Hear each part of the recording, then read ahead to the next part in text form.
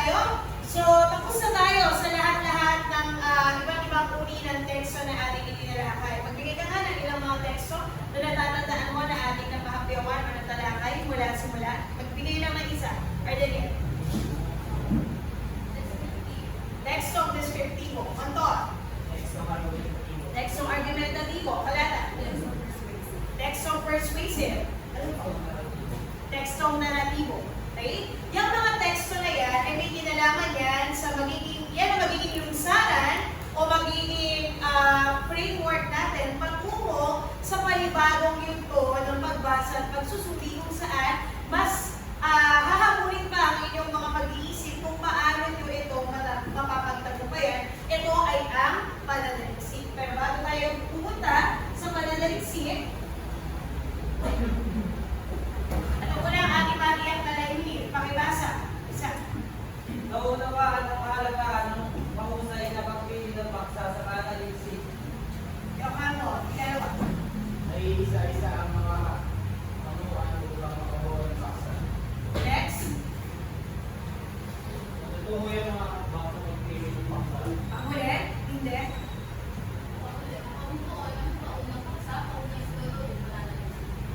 So, ito ang ating tatahakin sa araw na ito. Meron natin ideya, di ba? Kung ano yung unang gagawin. Paano tayo makakapagsucceed. So, ito yung mga hakbangin at layunin natin sa araw na ito. So, ngayon naman, ay bibigyan ko kayo ng sticky notes. So, ito ay may kulay yellow, pink, at green. So, magtulong-tulong na lang, maghati-hati.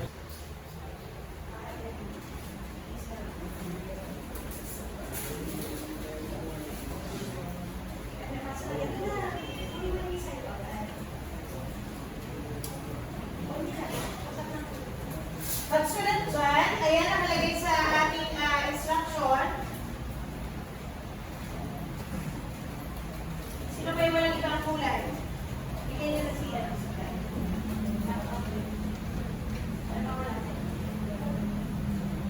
Pakibasa nga ang instruction, Abelia. Bigyan ng bawat grado ng tasting ng bawat sticky note na isulat. Sticky note 12. Pinagsan ba? Sticky note pagsalbingan mo yung scale doon ng sticky note 3. Pagsalbingan mo yung pagkagawa. Okay, sige, simula.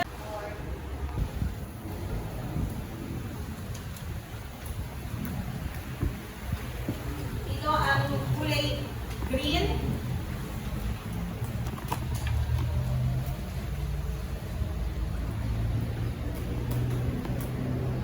Isang pwede ng picture.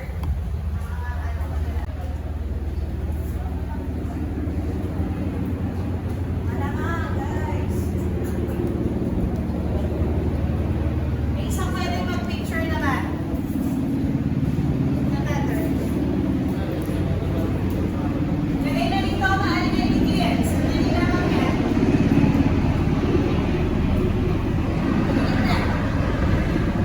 Pagbilang ko ng tatlo, magdidikit na kung ano hanggang saan lang umabot ang inyong sticky notes.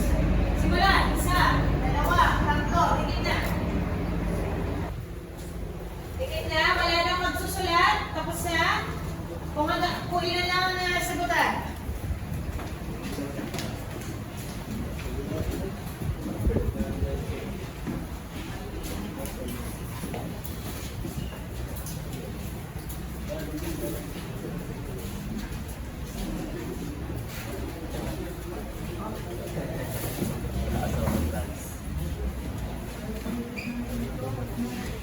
Asan pa ang iba? Kulay pink. Okay na yan. Dikit na.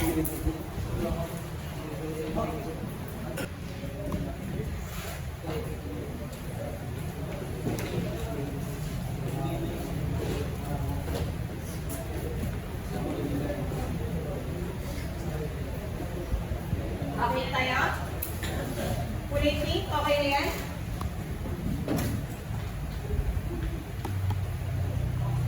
So, tingnan.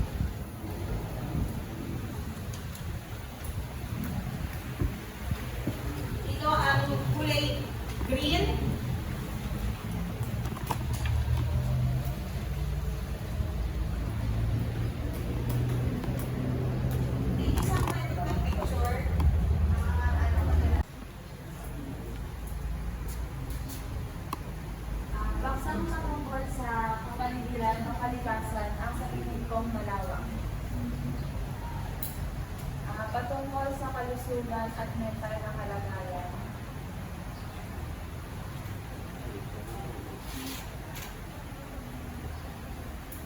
Paano nakaka-apekto sa pag-aaral? Sige, palapakan lang si Sir Vince. Wala dyan, mahihit ng pagiging tinatawag, mapagsalita. Sa mahirap gawan sa title at pinagsan. Nung nagsusulat ka, ano yung naging tingin mo ay suliran? Marami kong paksa pwedeng sulat at iba't ibang po ang pwede ilagay sa bawat kulay. Magkakaroon ka ng maraming ideya. No? Hindi mo wala ang iniisip ko saan na bahagi ko ito dapat ilagay. Kung doon ba sa kulay violet, kulay pink, o sa kulay dilaw. Kaya tingin ko yung isa sa naging problema habang kayo ay nagsusulat. Ngayon, may mga nagkapare-pareho ba sa inyong sagot, sa inyong palagay? Palpon? Sa tingin mo, may mga pare-pareho ng sagot?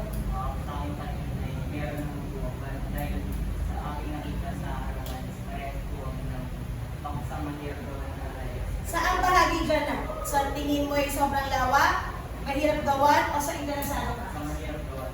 Mahirap gawan. Kasi parang na ayaw namin gawin maging topic yan o maging paksa yan. Diba? Sabi nga natin kung babalikan natin, bakit ba may pananaliksik? Hanggang may mga bagay na umiikot sa ating mundo at sa ating buhay, yun ay palagi tayong magkakaroon ng tanong. Hanggang may tanong sa mundo at sa buhay natin, hindi titigil ang pananaliksik. Sa iyong palagay, yung maging paksa. Anong years? Hindi ko naiintindihan yung years.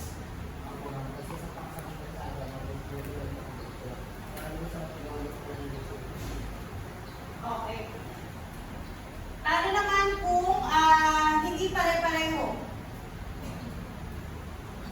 Kung hindi pare-pareho yung ideya na nandun, makakagawa ka rin ba ng unang paksa? Hindi.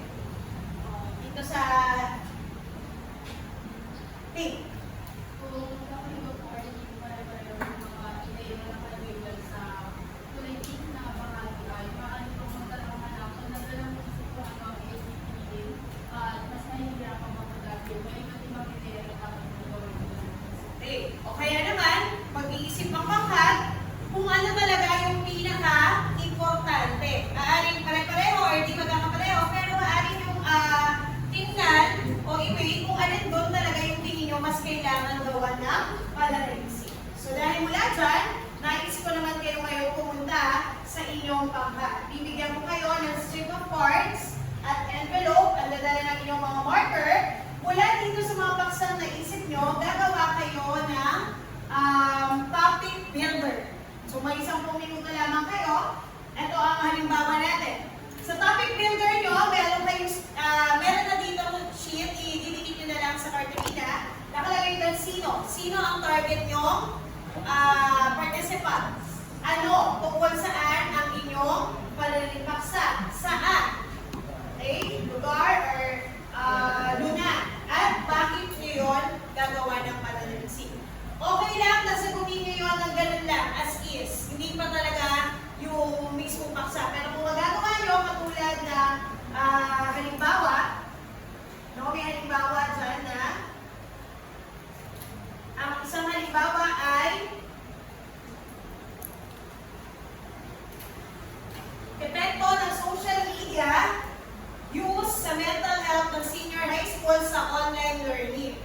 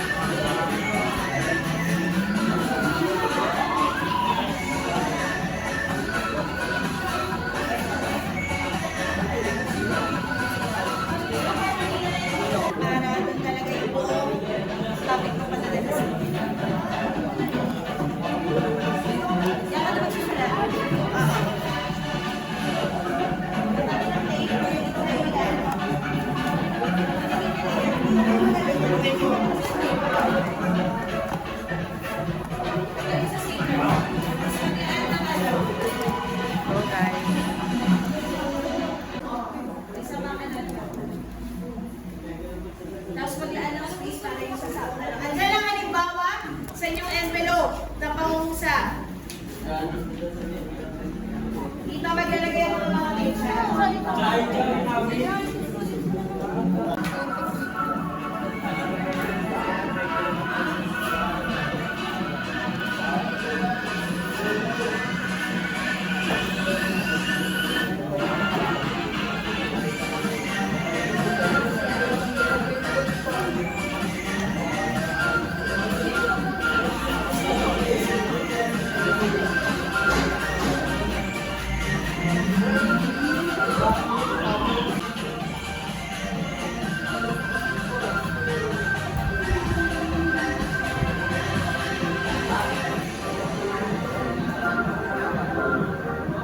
Tapos ilagay sa ilalim ng kartolina yung buong pamagat ng panadaligsin. Buuin nyo na, kung pala ito kanina. Yung epekto ng social media. Dito ba tayo sa baba? Sa baba.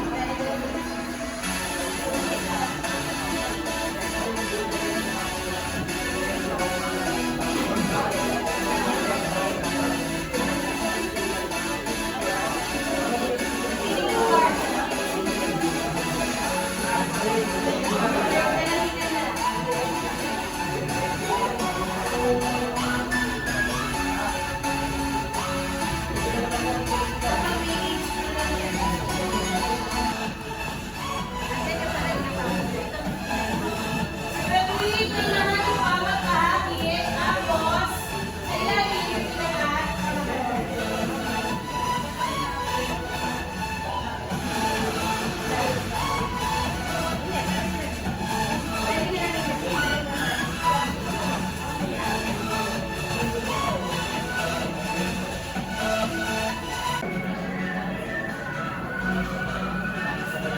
Ang mga marker at envelope, i-secure, balik sa akin mamaya.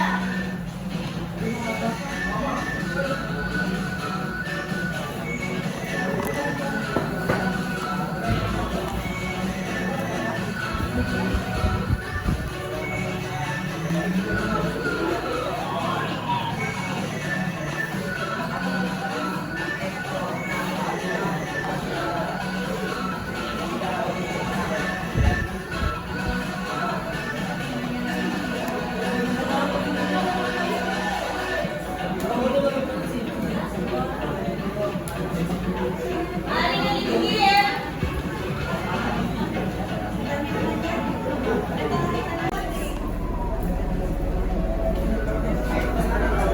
Envelope na may marker, pakibalik. Iuwi niyo ba, ha?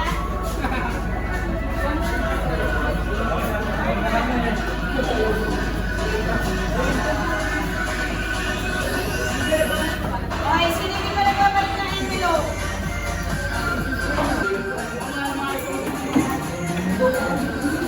One more. Ano to?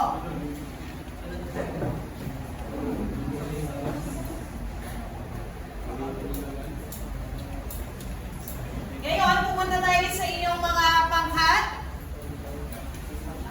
Unang naglagay, pangkat 3. So, ang magiging ating sasagutin ay tiyak ba? May kabuluhan? 3. Tiyak ba yung kanila naging paksa? May kabuluhan? Kayang gawa ng pag-aaral. Yung 3 na yon. Okay? Tiyak. Sino estudyante? Stress, saan, paaralan, bakit, academic performance, ano ba sa epekto ng pagbubuyan sa pag-aaral? Okay, yung grupo na yon. Charis, tayo ka muna to. Tiyak ba yung kanilang paksa? Tayo. Para matira lang sa 10 puntos. Tiyak ba? Bakit? Kasi pinakita naman yung mismong paksa na ang epekto ng pagbubuyan sa pag-aaral. May kabuluhan ba? May kabuluhan na nga yung magiging pananaligsin sa hinaharap. At kaya bang gawa ng pag-aaral? Palakpakan, 10 puntos. Kaya gawa ng pag-aaral. Ano nga po sa inyo, Brad?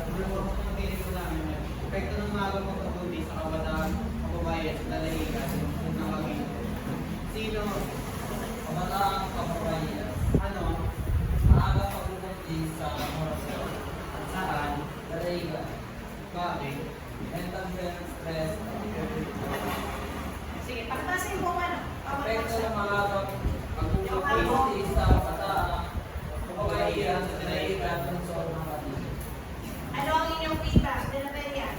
Tiyak ba ang kanilang paksa? Anong tiyak doon? Sinong party participant? Okay. Makabuluhan ba? Epekto daw ng maagang pagbuntis. Bakit? Ano sa tingin mo yung kahalagahan nito? At may kabuhan ba para sa mga kababaihan? Okay? So, ilang puntos ang pangkada ito? 10. Palakpakan?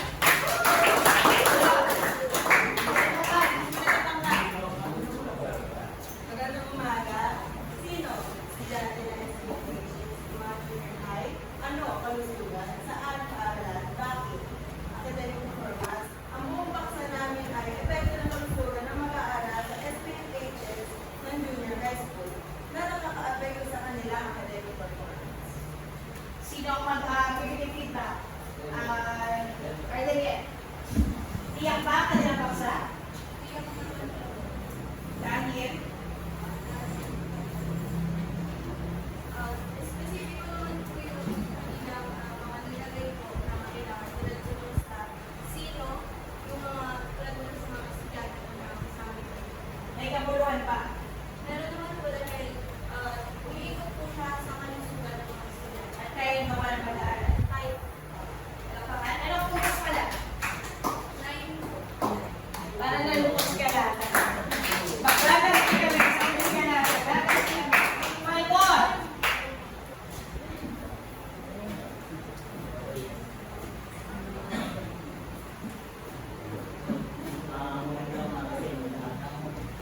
Aming mga participants ay senior high school students and pinag-uusapan sustainable waste management. Saan mo ito nagagawin ang paaralan, bakit kasi for academic performance. Yung mga po, isa pa. Ang aming buong paksa ay ang epekto ng pagkakaroon ng sustainable waste management sa academic performance ng senior high school students. Persila. Tiyak ba kanilang paksa?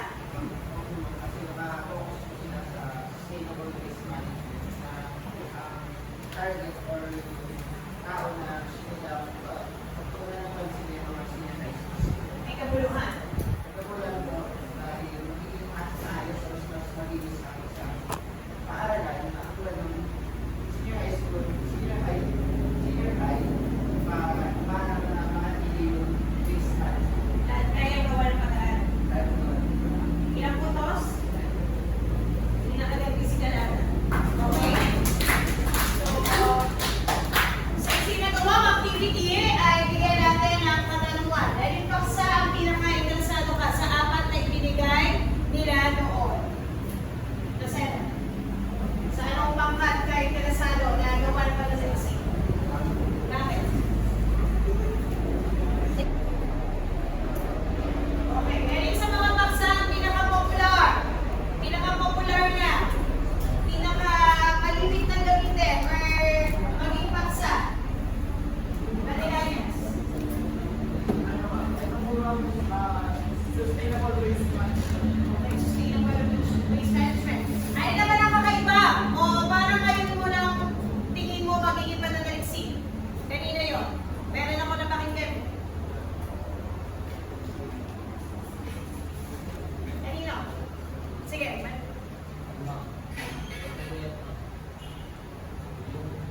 Ayun.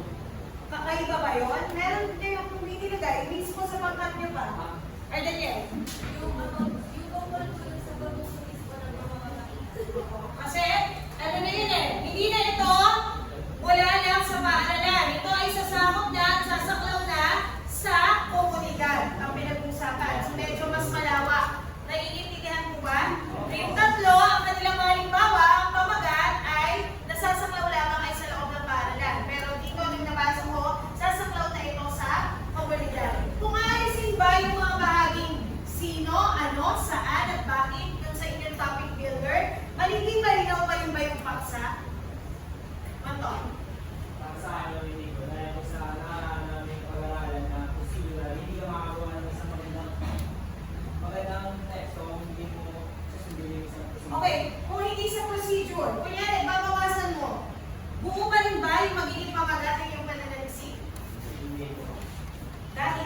ay kapag kulang na isa, yung buo lahat.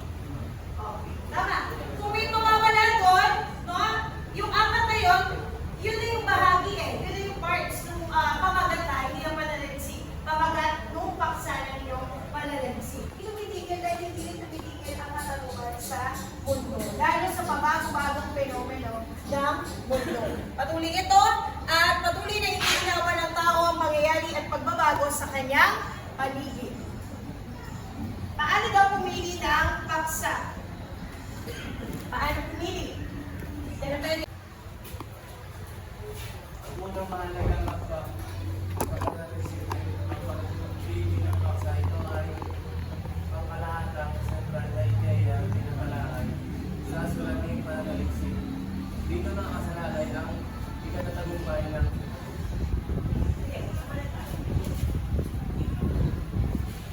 panghamon ng mahal nito.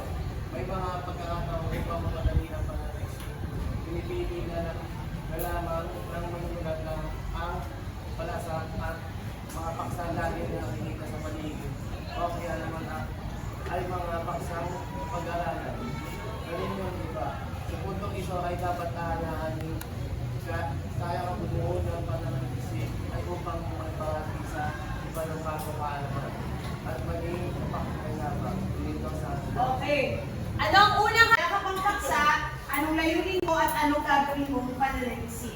So, pumunta na nga tayo sa pagbuo ng pamagat halos. Pero pauna pa lang naman yun. Paksa pa lang naman.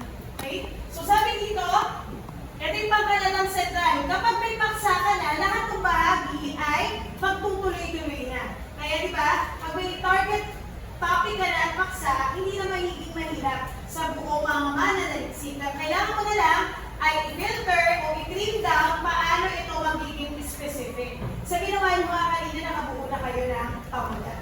Diba? Pero dapat paunang paksa ka lang. Kaya sabi nga panghapon, ang bahagi ito. Diba? Dapat ito talaga yung pinagtutuloy nyo ng pansin. Gawin muna kasi kailangan mong i-considera ang ilang mga bagay na pamamagat. Kaya yung iniiwasan natin. Hanggang maaari, mayroon tayong mabuo at mag-isip na bagong paksa. Diba? Taon-taon naman, may buwan-buwan eh. Kaya kailangan ang mananalisik ay maalam sa mga pangyayari sa paligid at mga napapanahong balikan. So, ako natin yan, library o silid aklatan. Dito nakatago ang mga aklat, ang mga bibliographies, ang mga thesis, ang mga dissertation, at iba pa pananalisik. Internet at social media. Ito ay pabor na pabor sa inyong panahon, di ba? Dahil ito na ang pinakamabilis at pinakamalawak na paraan para makahanap ng paksa. Radio at telebisyon. Maaaring ang iba ay hindi na ito ituring na references o sanggunian, pero marami pa rin programa na may makukuha kayong mga impormasyon. Okay? Lalo na ang mga balita.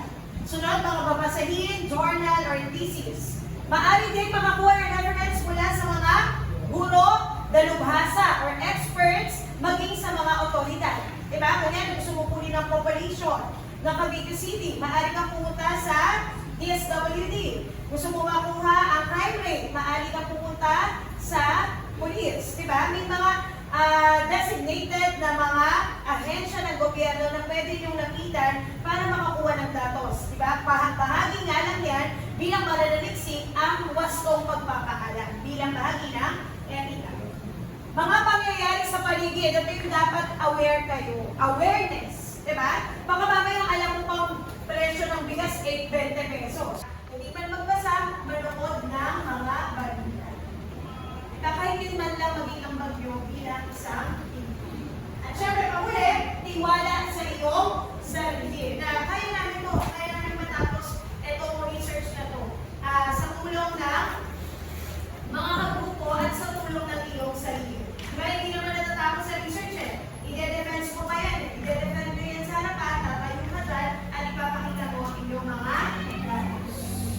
Ano naman yung mga habag sa pagpili ng paksa? Una, ano ang iyong layunin? Anong rason? Anong dahilan? Bakit ka susulat? Mahalagang nakaangka ang bubuong papel sa layunin ibibigay ng guro. Magagaling sa akin kung dito lang ba sa paaralan o maaari kayong magawa ng pananalisik tungkol sa inyong barangay o tungkol sa buong Cavite City.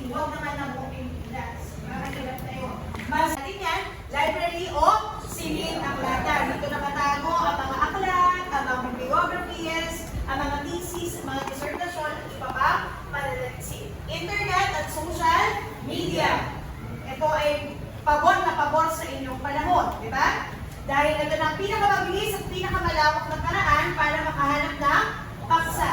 Radio at telebisyon, maaaring ang iba ay hindi na ito ituring na references o sanggunian, pero marami pa rin programa na may makukuha kayong mga impormasyon. Okay? Lalo na ang mga balita. Sunod, mga babasahin, journal, or thesis. Maaari din makakuha ng reference mula sa mga guro, dalubhasa, or experts, maging sa mga otoridad. Diba? Kanya, gusto mo puli ng population ng Cavite City, maaari kang pumunta sa DSWD. Gusto mo makuha ang crime rate, maaari kang pumunta sa police. Diba? May mga designated na mga ahensya ng gobyerno na pwede niyong lapitan para makakuha ng datos. Diba? Bahagi nga lang yan bilang malalaliksik ang wastong pagpapakalat bilang bahagi ng etika.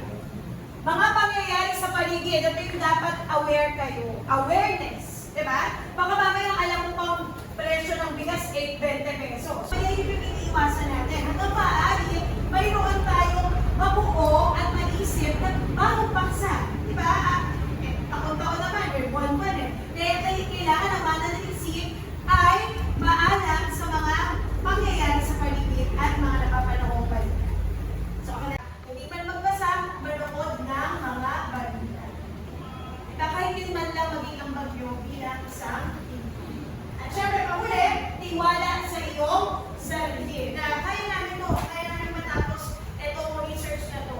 Sa tulong ng mga kagrupo at sa tulong ng iyong sarili. Diba, hindi naman natatapos sa research eh. Ide-defense mo pa yan eh. Ide-defend mo yan sa harapan, tatayo ka dyan, at ipapakita mo ang iyong mga datos. Ano naman yung mga habang sa pagpili ng paksa? Una, ano ang iyong layunin? Anong rason? Anong dahilan? Bakit ka susulat?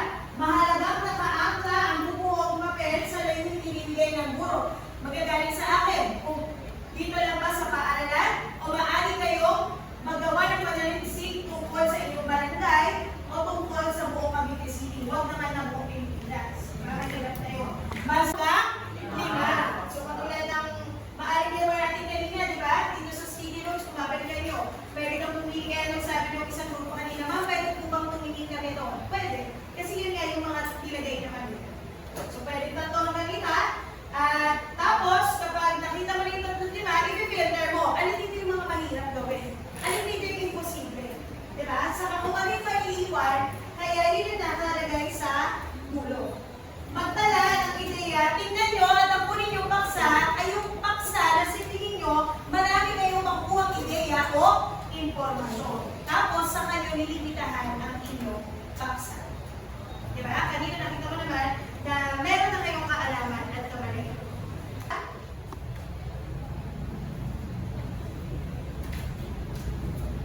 Hanggang letter C.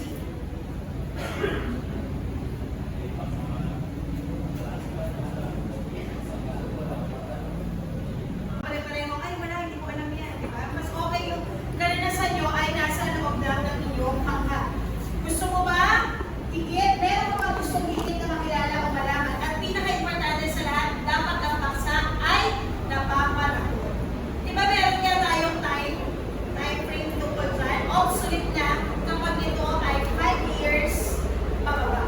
Unless ang tipo ng pananaliksik po ay historical or kasaysayan. Naintindihan? Di ba sa mga references sa sanggunian, babalik pa tayo sa practical research, di ba? Magkaugna yan eh. Kasi yung practical research, English version. Dito sa Pilipino, magbasa ng pagsusunod, Filipino version. Okay? So, yan po. Ikalawa daw. Ikalawa, magbasa. Okay, baka naman yun na naman, social media, gamit ng social media, anong pinakagamitin social media. Puro social media na lang, depression. Mahirap yung mga ganong mga technical terms, no? Sa kanila ng Teocampo. Mahirap. Isa pa. Ito kapag ang bata ay hindi nag-aalmusal kapag pumapasok. Magandang study yun kasi meron nga kaya talagang epekto kung ikaw ay kumakain ng almusal o wala. Di ba? Parang unit yun. May school canteen program. Yun yung mga wala pa, hindi masyado, hindi palasak. No? Mga IDEA. May mapag-uunan ba na sapat at malawak na impormasyon? Ito yung pinakamahalaga. Yung hindi ka lang magre-rely sa internet. Mas okay based sa mga karanasan. At panghuli, kailangan maaaring matapos sa takdang panahon. Hindi kayo isang taon mananalisik. Buwan lamang yun. No? Minsan nga, di ba, yung pagkuha ng datos. Kaya yun yung mga dapat nyo iisip. Sige, pakibasa nga. Pangulang paksa, bakit? Kasi wala naman na tumutulong sa mga kapaligiran sa mga Ano yung gusto mong pag-aralan sa pananaliksik? Ano pa? Ano kung gusto mong malaman? Ano gusto mong malaman? Yung ano gusto mong malaman? Panalaw na kabataan. Kung mahalaga ba sa kanila ang recycle or pangangalaga sa kapaligiran. So, pwede ba? Ay, sandali na. Pwede na natin ikikita no, yung unang bilang kanina. Palasak ba o bago? Yung una, bago. Okay, sige, ganun. Ugnayan ng oras sa pagtulong at konsidersasyon ng mga estudyante sa klase. Pwede mo. Bakit? Dahil mga oras sa pagtulong ay pwede natin itong gawa ng research na tama. Dahil nakaka-apekto talaga ito sa konsidersasyon ng mga estudyante. Next. Napapanahon. Napapanahon ba o dahil ng oras? kakayahan ng mga mag-aaral na matutong mag-focus. Pwede ba maging paunang paksa? Napapanahon? Oo nga. Bakit? Dahil sa ano po, sa epekto po ng learning sa pag-aaral ng mga estudyante. Bago ba ito o naging mag-aaral? Naging pag-aaral na. Sumunod. Manton. Susuri sa atas ng stress ng mga estudyante sa Sige. Maaari ba maging paunang paksa ng pananaliksik? Bakit? halos namin ito mga mag-aaral kaya mas malagay ko yung natin sumuwapan ako sa mga estudyante. Napapanahon ba o naging pag-aaral na rin ito marami? Mag-aaral yung mga dami. Okay, so ano na? Kung bagay hindi ka bago. Paguli! Charis.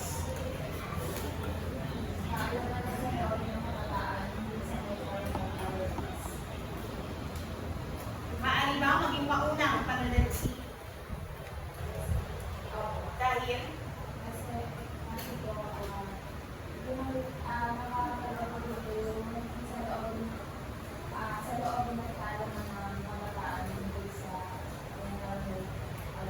Bago ba ito o luma ng mga issue?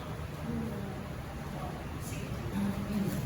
Kung naunawang proseso sa pagbuo ng pananaliksik, kalata. Pagpili ng paksa. Tingnan pa sa ilang data.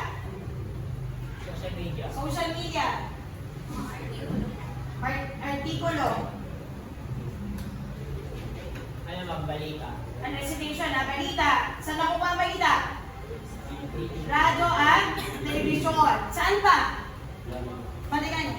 Sa mga may mga kaalamang sa mga tulad ng gulo o mga doktor. Basa. Saan ba? Pinaka-importante sa lahat. Mga sariling karanasan. Okay, tiwala sa sarili o sariling kalalasan. At ano ang hakbang sa pagpili ng paksa? Ilan ang maaari mong pagpilian at maaari mong gawin? Dito. 3 hanggang 5. Tapos, saka mo itinadahan ang iyong paksa. Anong mga ilang paalala? Sa pagpili ng paksa, kailangan mo na muna dapat ikaw ano daw? Anong meron sa paksa ng pupuriin nyo? Interesado at maraming pagkukunan ng kaalaman. At anong pinaka-importante? Yung para matapos yung paksa, anong dapat yung isipin?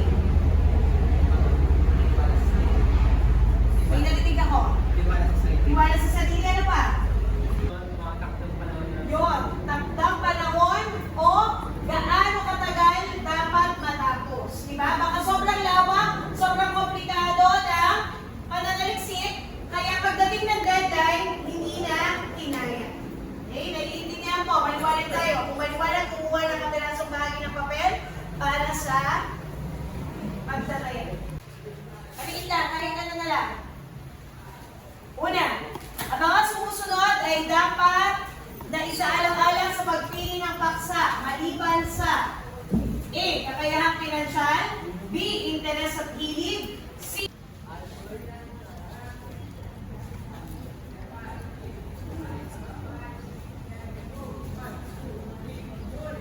Next, number 2. Sa pagsisimula ng pananaliksik, ito ang pinakamahalagang salik na dapat isaalang-alang. A. Pagpili ng paksa, B. Availability ng datos, C. Pondo para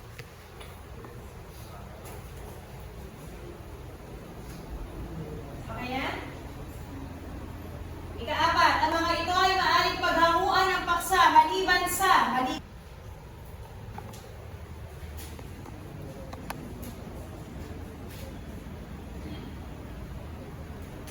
At 5, bakit mahalaga magsagawa ng pananaliksik? A. Upang mapag-aralan ng lumang paksa. B. Magbahagi ng bagong kaalaman. C. Upang maitago sa silid-aklatan. At D. Upang mag-ubos ng budget. Number 1, motor. Ay, ano ba kaya pinansyal? Kakayahang pinansyal. Maliban sa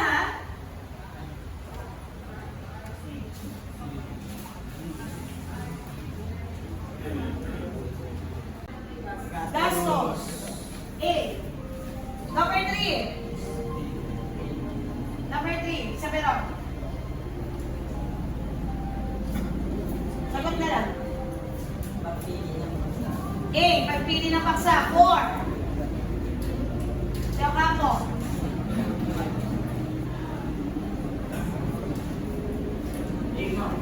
A ba? 4? Maliban sa, maliban sa. D. Nabas. Taas. Next, 4. 3.